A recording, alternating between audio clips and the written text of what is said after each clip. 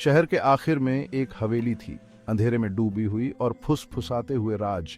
यह हवेली कभी एक भव्य संरचना थी जहां एक अमीर और प्रभावशाली परिवार रहता था, लेकिन अब यह केवल अतीत की एक छाया थी, एक भूतिया संरचना जो अपने रहस्यों को छुपाए हुए थी। लोग एक भयानक आग की कहानियां सुनाते थे जिसने एक अमीर परिवार को अपनी चपेट में ले लिया था।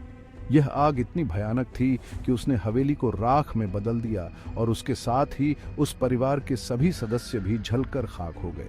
इस घटना ने पूरे शहर को हिलाकर रख दिया था।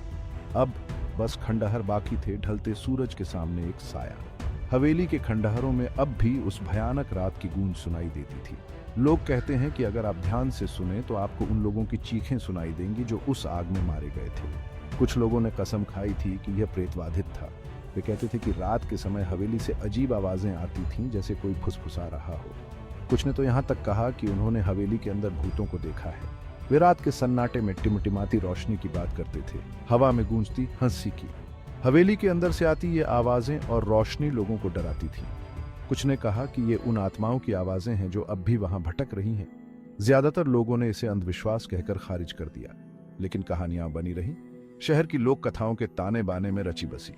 कुछ ने इसे सिर्फ कहानियां माना, लेकिन कुछ ने इसे सच मानकर हवेली से दूर रहना ही बेहतर समझा। हवेली उस जगह पर एक निशान की तरह थी, त्रासदी और अनजान का एक स्मारक। यह एक ऐसी जगह थी जो लोगों को अपनी ओर खींचती थी, लेकिन साथ ही डराती भी थी।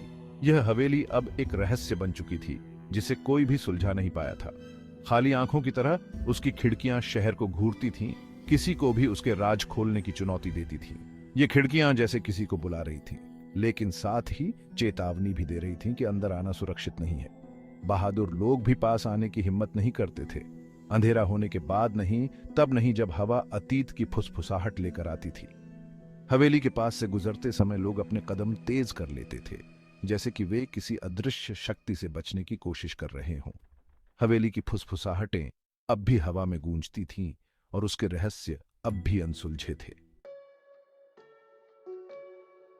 5 दोस्त, जवान और बेचैन, जंगल के किनारे पर जमा हुए। वे एक साहसिक कार्य की तलाश में थे, एक ऐसा अनुभव जो उन्हें हमेशा के लिए याद रहेगा। वे उस हवेली की ओर आकर्षित हुए जैसे पतंगे टिमटिमाती लौ की ओर आकर्षित होते हैं। एक पुरानी खंडहर हवेली जो रहस्यों और कहानियों से भरी हुई थी। उनकी हंसी शाम के समय गूंज रही थी। वे एक दूसरे के साथ मजाक कर रहे थे, डर और उत्साह के मिश्रण से भरे हुए। वे संशयवादी थे, उनके मन शहर के अंधविश्वासों से अछूते थे। उनके लिए ये कहानियां केवल मनोरंजन का साधन थीं, सच्चाई से कोसों दूर। वे कहानियों का मजाक उड़ाते थे, उन्हें बूढ़ी औरतों की कहानियां कहते थे। उनके लिए भूत प्रेत और आत्माएं केवल कल्पनाओं का हिस्सा थीं। आज रात वे इसे साबित करेंगे, हवेली के दिल में जाएंगे और हंसी और बताने के लिए एक अच्छी कहानी के अलावा कुछ नहीं लेकर लौटेंगे। वे अपने साहस को परखने के लिए तैयार थे। एक चैलेंज दिया गया, एक डेयर किया गया। यह एक ऐसा अवसर था जिसे वे खोना नहीं चाहते थे। हवेली में एक रात बिताओ, उन्होंने कहा। यह एक साधारण चुनौती नहीं थी, बल्कि उनके साहस और धैर्य की परीक्षा थी। कहानियों को गलत साबित करो। यह एक मौका था उन सभी मिथकों और डरावनी कहानियों को झूठा साबित करने का। अपने दोस्तों से प्रोत्साहित होकर और यूथफुल ब्रवाडो से भरे हुए वे मान गए। उनके दिलों में डर था, लेकिन उत्साह ने उन्हें आगे बढ़ाया। वे मैदान में दाखिल हुए। उनकी हंसी सन्नाटे में गूंज रही थी, जैसे वे अपने डर को हंसी में बदलने की कोशिश कर रहे हों। उस सन्नाटे के बिल्कुल विपरीत जो उनका इंतजार कर रहा था। हवेली के अंदर का अंधेरा और रहस्य उन्हें अपनी ओर खींच रहे थे, और वे इस साहसिक कार्य के लिए पूरी तरह तैयार थे। जैसे ही उन्होंने हवेली के मैदान में कदम रखा, हवा भारी हो गई। हर कदम के साथ उनके दिलों की धड़कनें तेज हो रही थीं। हवेली की पुरानी दीवारें और टूटी खिड़कियां एक भयानक कहानी बयां कर रही थीं। हंसी थम गई और एक अजीब सी खामोशी छा गई।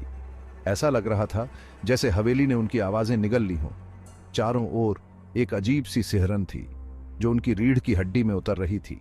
सड़ांत की गंध हवा में भारी थी, गीली धरती और सड़ती लकड़ी का मिश्रण।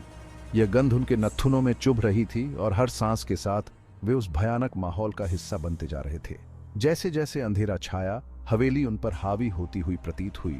उसकी परछाई पंजों की तरह फैली हुई थी। हर कोने में छिपी हुई परछाइयां जैसे उन्हें घूर रही थीं, और हवेली की दीवारें उनकी हर हरकत पर नजर रख रही थीं। अंदर हवा धूल से भरी हुई थी और सन्नाटा बहरा कर देने वाला था। हर कोने में जमी धूल और मकड़ी के जाले इस बात का सबूत थे कि यहाँ कोई बहुत समय से नहीं आया था। हर कदम खाली हॉल में गूंजता था। अंधेरे में उनकी आवाजें बढ़ जाती थीं। ऐसा लग रहा था जैसे हवेली खुद उनके कदमों की गिनती कर रही हो और हर गूंज उनके डर को और बढ़ा रही थी। उन्होंने एक एक कमरे को देखा। हर एक खाली था, फिर भी एक अनकही भारीपन से भरा हुआ था। हर कमरे में एक अजीब सी ठंडक थी जो उनकी हड्डियों तक को जमा रही थी। ऐसा लग रहा था जैसे हवेली के हर कमरे में कोई अदृश्य शक्ति मौजूद हो। हवेली अपने रहस्यों को थामे हुए थी। उन्हें अनदेखी चीजों की सरसराहट में फुसफुसा रही थी। हर फुसफुसाहट में एक कहानी छिपी हुई थी और हर आवाज में एक चेतावनी। ऐसा लग रहा था जैसे हवेली उन्हें कुछ बताना चाहती हो, कुछ ऐसा जो वे समझ नहीं पा रहे थे। ठंडी हवा के झोंके ने उनकी रीढ़ की हड्डी को कंपा दिया। हवा और ठंडी हो गई, सन्नाटा और गहरा। उन्होंने इसे तब महसूस किया, एक उपस्थिति अनदेखी लेकिन स्पष्ट। यह हॉल के माध्यम से चला गया। उनकी त्वचा के खिलाफ ठंडी हवा की फुसफुसाहट, डर, एक मूल प्रवृत्ति जड़ पकड़ने लगी। वे आगे बढ़ते रहे। हर कदम के साथ उनका ढीठपन फीका पड़ता गया। अंधेरा उनसे चिपकता हुआ प्रतीत हो रहा था। सन्नाटा दम घोंटने वाला कंबल था। वे अकेले नहीं थे। वे इसे महसूस कर सकते थे। यह उन्हें देख रहा था, उनके साथ खिलवाड़ कर रहा था। उनका संशय चूर होने लगा। उसकी जगह एक बढ़ती हुई आशंका ने ले ली। भाग 5। बच्चों की हंसी। एक ऊंची हंसी हॉल में गूंज उठी जिससे उनकी रीढ़ की हड्डी में ठंडक दौड़ गई। ये बच्चों के खेलने की आवाज थी, लेकिन हवेली में केवल खालीपन था।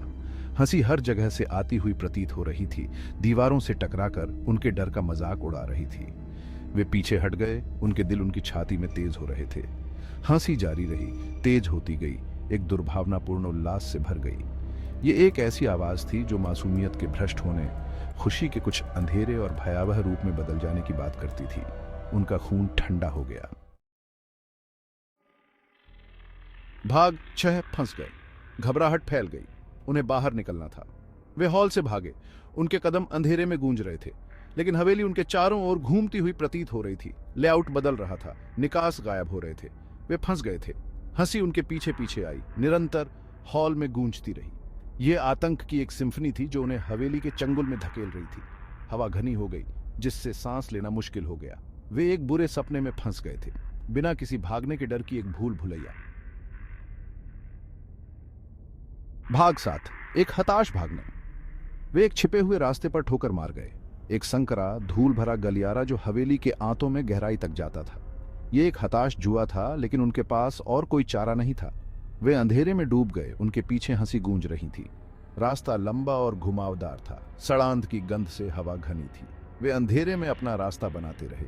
उनके कपड़े फटे हुए थे, उनके शरीर में चोटें आई थीं। हंसी अब धुंधली थी, लेकिन फिर भी मौजूद थी। उनके पीछा करने वाले की एक निरंतर याद दिलाती थी। भाग 8। हमेशा के लिए हवेली का हिस्सा। वे एक विशाल कक्ष में पहुंचे जो हवेली का दिल था। उनकी रीढ़ की हड्डी में ठंडक दौड़ गई। वे चारों ओर से दर्पणों से घिरे हुए थे। हर एक उनके भयभीत चेहरों को वापस उन पर दर्शा रहा था। और फिर उन्होंने उन्हें देखा, उनके प्रतिबिंब मुड़े हुए, क्रूरता से मुस्कुराते हुए। कक्ष हंसी से भर गया, बहरा कर देने वाला उनके चारों ओर। उनकी अपनी हंसी विकृत मजाक उड़ाती हुई। वे फंस गए थे न केवल हवेली की दीवारों के भीतर, बल्कि उसके बहुत ही सार के भीतर। वे अब हवेली का हिस्सा थे। उनका डर, उनकी हंसी हमेशा के लिए उसके हॉल में गूंजती रही। भाग 9। फुसफुसाहट जारी है। हवेली अभी भी खड़ी है, ढलते सूरज के सामने एक साया। स्थानीय लोग उन 5 दोस्तों की कहानी बताते हैं जिन्होंने रात बिताने की हिम्मत की, जो बिना किसी निशान के गायब हो गए। कुछ लोग कहते हैं कि उनकी हंसी अभी भी सुनी जा सकती है, हवा में गूंज रही है। फुसफुसाहट जारी है। हवा पर सवार होकर एक भयानक अनुस्मारक के कुछ रहस्यों को अछूता छोड़ देना ही बेहतर है।